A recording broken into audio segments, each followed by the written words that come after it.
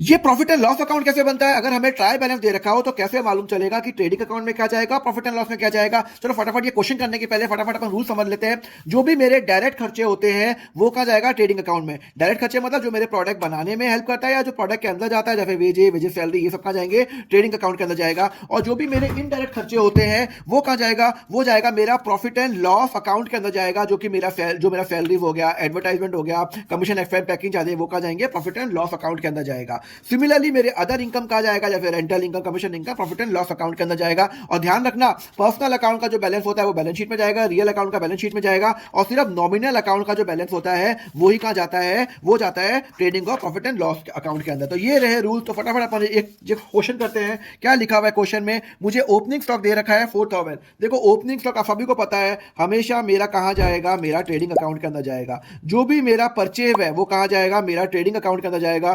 Sales जो होता है वो कहां जाता है? मेरा जाएगा मेरा क्रेडिट साइड में।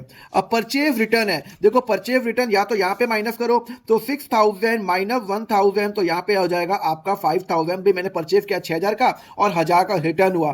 सिमिलरली मेरा सेल्स रिटर्न है 3000, यहां पे 21000 सेल्स हुई है, तो 21000 माइनस 3000, तो मेरा सेल्स कितना हो जाएगा? मेरा 18000 मेरा सेल्स हो जाएगा। क्लियर है? वेजेस जो खर्चे होते हैं वो हमेशा कहां जाता है? मेरा ट्रेडिंग अकाउंट के अंदर जाएगा। फैक्ट्री रेंट कहां जाएगा? मेरा ट्रेडिंग अकाउंट के अंदर जाएगा। ऑफिस रेंट कहां जाएगा? ऑफिस रेंट, अरे भाई ऑफिस जो रेंट होता है वो हमेशा कहां जाता है? मेरा ऑफिस का खर्चा है या जो भी मेरा एडवर्टाइजमेंट ऑफिस खर्चा है वो कहां जाएगा? मेरा प्रॉफिट एंड लॉस में जाएगा, तो ये प्रॉफिट एंड लॉस में जाएगा। सैलरी कहां जाएगा? मेरा प्रॉफिट एंड लॉस में जाएगा। रेंटल इनकम, अब रेंटल इनकम ट्रेडिंग में नहीं जाएगा, जो रेंटल इनकम होगी वो मेरा प्रॉफिट एंड लॉस में जाएगा, बिकॉज वो मेरी इनकम है। जो मेरी कमीशन इनकम है वो कहां जाएगा? वो भी मेरा प्रॉफिट एंड लॉस अकाउंट में जाएगा।